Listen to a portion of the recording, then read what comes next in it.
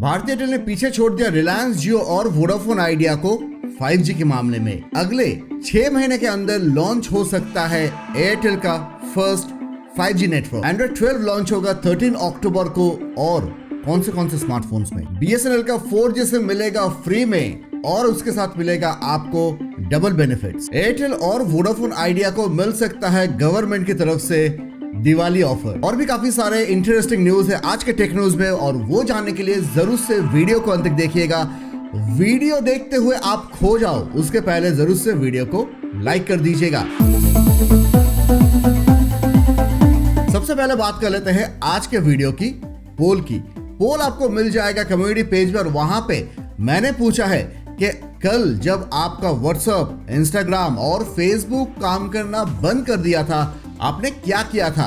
आपने अपना network check किया, यानी एरोप्लेन मोड करके फिर से वापस आके चेक किया, या फिर आपने उस ऐप को अनइंस्टॉल करके फिर से इंस्टॉल किया, या फिर आपने अपने फोन को रीसेट कर दिया, या फिर आपने इन तीनों ही चीज को किया, या फिर आपने कुछ नहीं किया, जस्ट सो गए? जरूर से जाके वोट करके बताइएगा कि क्या किया है आपने। सबसे पहला न्यूज निकल के आता है आईफोन के बारे में। आईफोन 12 सीरीज आपको सिर्फ 49,999 रुपीज में मिल रहा था फ्लिपकार्ट में, फ्लिपकार्ट का बिग बिलियन डे के सेल पे। और जैसे ये एक बहुत ही सस्ते प्राइस पे आपको मिल रहा था, और उसके लिए जस्ट 4 दिन के अंदर 2 लाख आईफोन 12 के यूनिट्स फ्लिपकार्ट ने बेच दिया। उसके बाद अगर आप अभी देखोगे तो अभी अराउंड 53,000 रुपीज आपको पे करना होगा सेम आईफोन 12 के वेरिएंट के लिए। तो क्या आपको एक डेडिकेटेड वीडियो चाहिए Amazon ग्रेट इंडियन सेल और फ्लिपकार्ट बिग बिलियन डे के ऊपर? मेरी रिकमेंडेशन क्या है, कहां पे आपको अच्छा डिस्काउंट मिल रहा है? अगर आपको वो वीडियो चाहिए जरूर कमेंट्स में लिखिएगा। अगर अच्छा खासा कमेंट्स आएगा तो वीडियो मिलेगा। Realme UI 3.0 एंड्रॉइड 12 के साथ लॉन्च होने वाला है 13 अक्टूबर को। मतलब गूगल पिक्सल से भी पहले Realme अपना एंड्रॉइड 12 लॉन्च कर रहा है, और ये लॉन्च होगा आपका Realme GT 5G के ऊपर।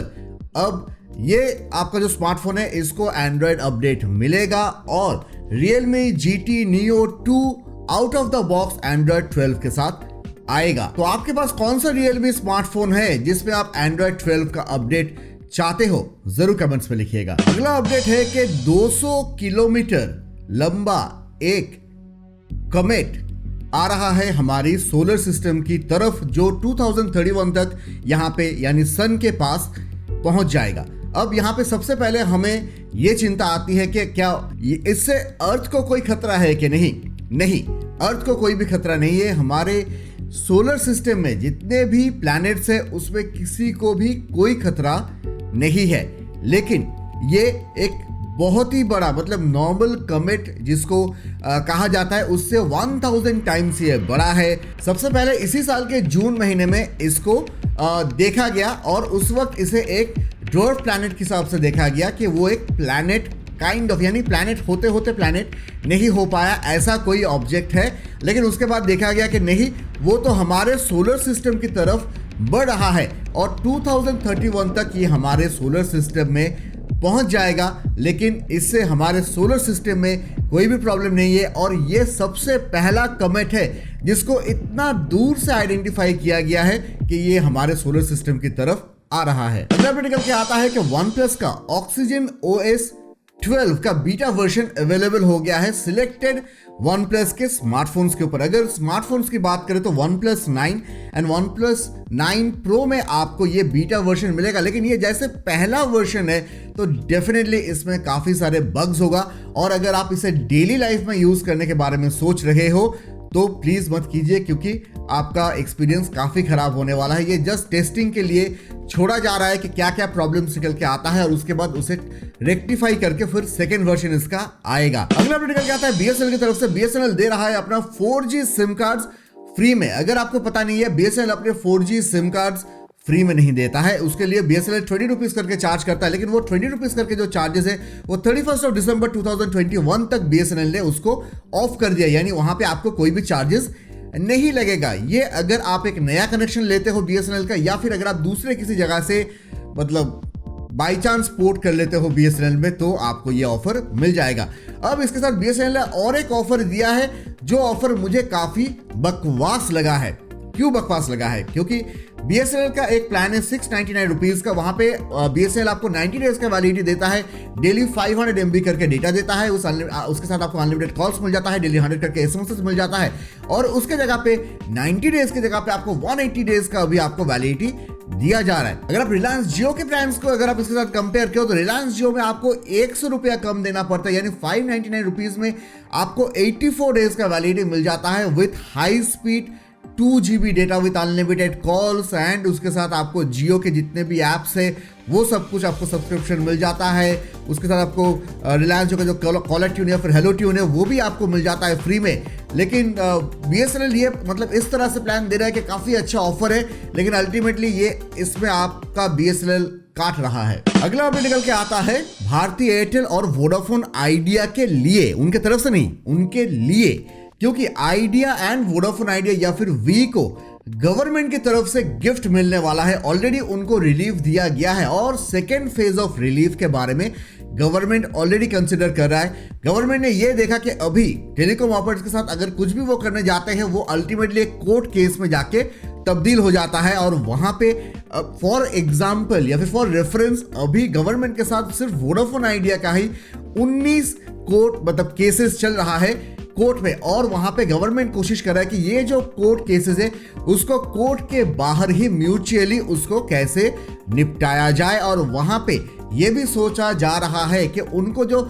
स्पेक्ट्रम यूजेज चार्जेस जो देना होता है, मतलब फ्यूचर में नहीं, जो ऑलरेडी उनका ड्यू है, वहां पे अगर कोई डिस्काउंट या फिर कंप्लीट वेवर यानी जो उनका बाकी है वो देना ही ना पड़े, उसके ऊपर भी काफी एग्रेसिवली कंसिडर किया जा रहा है, जिससे 1-1.5 महीने के अंदर उनको ये गिफ्ट या फिर ये रिलीफ दिया जाए, जिसके बाद इंडिया का जो टेलीकॉम सेक्टर है वो और भी बेहतरीन तरीके से बढ़ पाए, क्योंकि अभी 5G आने वाला है। अभी कंपनियों को लेकिन काफी स्ट्रांग रहना पड़ेगा। अगला अपडेट क्या आता है भारतीय एयरटेल की तरफ से। भारतीय एयरटेल ने 5G में पीछे छोड़ दिया रिलायंस जियो और वोडाफोन आइडिया को, क्योंकि भारतीय एयरटेल ने सबसे पहला 5G टेस्ट कर लिया है रूरल एरियाज में। अब वहां पे भारतीय एयरटेल ने ये जो 5G टेस्ट किया है ये किया है एरिक्सन के साथ मिलकर। यहाँ पे जो 5G टेस्ट हुआ है वो 3500 मेगाहर्ट्ज में उन्होंने ये टेस्ट किया है, और ये टेस्ट करने के वक्त जो आपका साइट या फिर टावर है उससे 10 किलोमीटर दूर एक 3GPP सर्टिफाइड 5G डिवाइसेस जो था वहां पे जब ये टेस्ट किया गया तो वहां पे उनको 200 Mbps का पीक स्पीड देखने को मिला, जो जब यूजर्स बढ़ेंगे तो डेफिनेटली घट जाएगा। लेकिन आप डिस्टेंस भी आप ये सोच लीजिए कि एक 2G टावर जितना एरिया कवर कर पाता है, एक 3G टावर उससे कम, एक 4G टावर उससे कम, और एक 5G टावर उससे भी कम।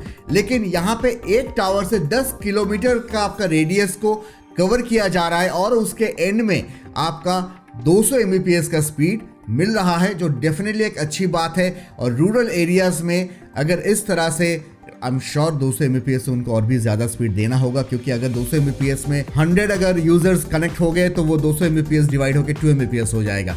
लेकिन फिर भी ये एक काफी अच्छी अचीवमेंट है। अगला निकल के आता है फिर से भारतीय एयरटेल की तरफ से। भारतीय एयरटेल के CTO यानी चीफ टेक्निकल ऑफिसर, उन्होंने ये कहा है कि जैसे ही इंडिया में 5G का स्पेक्ट्रम एलोकेट हो जाता है, ऑक्शन होने के बाद जैसे ही उनको एलोकेट होगा, एलोकेट होने के 2 क्वार्टर्स यानी 6 महीने के अंदर वो अपना फर्स्ट 5G लॉन्च कर देंगे। यानी स्पेक्ट्रम उनको मिलने के 6 महीने के अंदर ही वो 5G लॉन्च करने के लिए रेडी है, और जब उनको स्पेक्ट्रम मिलेगा उससे 6 महीने के अंदर फर्स्ट 5G लॉन्च होगा, और उसके 1 साल के अंदर इंडिया का मैक्सिमम जो एरिया है वो 5G वो लॉन्च कर देंगे, ऐसा एयरटेल की CTO साहब कह रहे हैं। इस तरह से कहा जा रहा है तो आप एक्सपेक्ट कर ही सकते हो कि 2022 के एंड के अंदर आपको 5G देखने को मिल जाएगा, और 2023 के बीच मतलब जून जुलाई के अंदर आपको इंडिया का एक